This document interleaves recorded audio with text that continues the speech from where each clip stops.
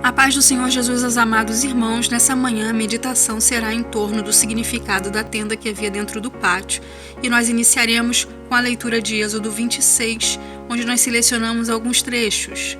E o tabernáculo farás de 10 cortinas de linho fino torcido, e pano azul, e púrpura, e carmesim, com querubins as farás de obra esmerada. 5 cortinas se enlaçarão uma a outra, e as outras 5 cortinas se enlaçarão uma com a outra. E farás também 50 colchetes de ouro, e as juntarás com estes colchetes as cortinas, uma com a outra, e será um tabernáculo.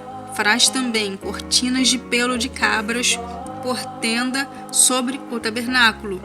De 11 cortinas as farás. Farás também a tenda, uma coberta de peles de carneiro, tintas de vermelho e outra coberta de texugo em cima. E farás também as tábuas para o tabernáculo de madeira de cetim, que estarão levantadas, e cobrirás de ouro as tábuas, e farás de ouro as suas argolas, para meter por elas as barras. Também as barras as cobrirás de ouro. Então levantarás o tabernáculo conforme o modelo que te foi mostrado no monte. Quem entrava no tabernáculo, ele contemplava essas barras de madeira, de cetim, cobertas de ouro. Madeira fala de humanidade, por ser pouco resistente ao fogo, à água. E o ouro fala do revestimento espiritual de Deus. Nós somos a morada do Altíssimo, e nós somos esse interior de madeira que Deus reveste de ouro. Somente os sacerdotes entravam no tabernáculo. Lá dentro eles viam essas paredes de ouro e o teto de linho bordado e os utensílios que haviam ali dentro. Isso nos fala daqueles que servem a Deus, que veem belezas que as pessoas que não se aproximam de Deus ou do serviço de Deus jamais verão. É uma experiência íntima e pessoal. Fala também do homem interior, do coração do homem, e as cortinas falam de tudo que forma o homem de dentro para fora. Quem nos vê de fora vê nada além de uma aparência humana animal. A última camada do tabernáculo, a última cortina, aquela que ficava visível por fora, era de pele de animal. As pessoas não viam nada além do seu exterior, e as pessoas também não olham nada além do nosso exterior. Elas olham a nossa aparência, elas olham por fora, elas se dão conta da carne que somos. Mas o nosso interior é onde Deus trabalha, onde estão as nossas riquezas. Elas não são visíveis, ninguém sabe o que tem dentro da gente, mas se Deus habitar no nosso coração, Ele enche o ambiente de beleza. Nós não podemos cuidar do exterior, mudar vestes, mudar nossa aparência, sem mudarmos o nosso interior. Também não podemos ter um coração limpo sem refletir do lado de fora aquilo que temos dentro. O homem é espírito, alma e corpo. No nosso interior estão as nossas vontades, os nossos projetos, o nosso intelecto, as nossas emoções, que são parte de nós, invisíveis, e partes essas que sem a presença de Deus, elas são só madeira. 1 Pedro, capítulo 2, versículo 9, diz que somos a geração eleita, o sacerdócio real, a nação santa, o povo adquirido, para que anunciemos as virtudes daquele que nos chamou das trevas para a sua maravilhosa luz. Nós somos povo de Deus. Podem não ver nada em nós, mas Deus sabe a obra que Ele está realizando em cada um de nós. Deus olha o nosso interior, sim, porque Deus habita dentro do homem.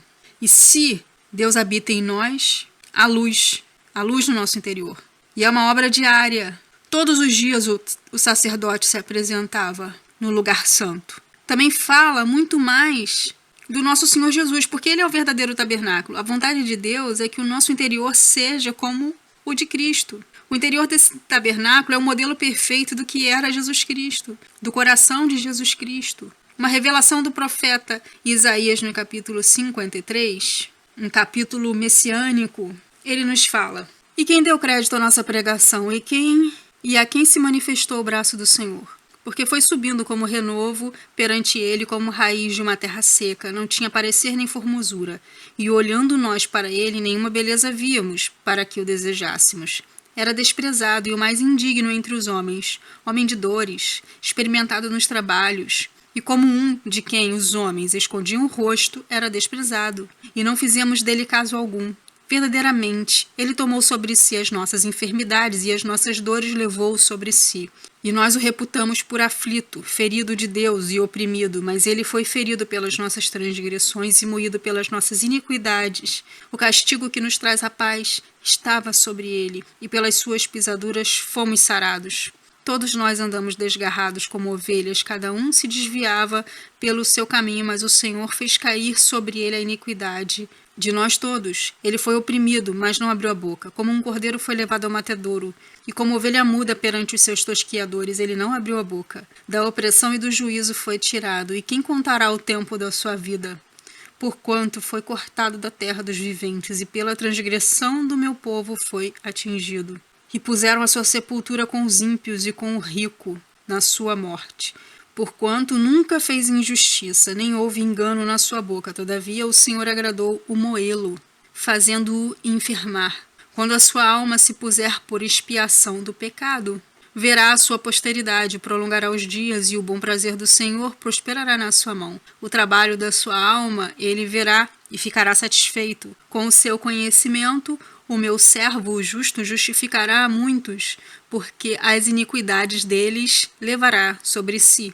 Pelo que lhe darei a parte de muitos, e com os poderosos repartirá ele o despojo, porquanto derramou a sua alma na morte e foi contado com os transgressores. Mas ele levou sobre si o pecado de muitos e pelos transgressores intercedeu.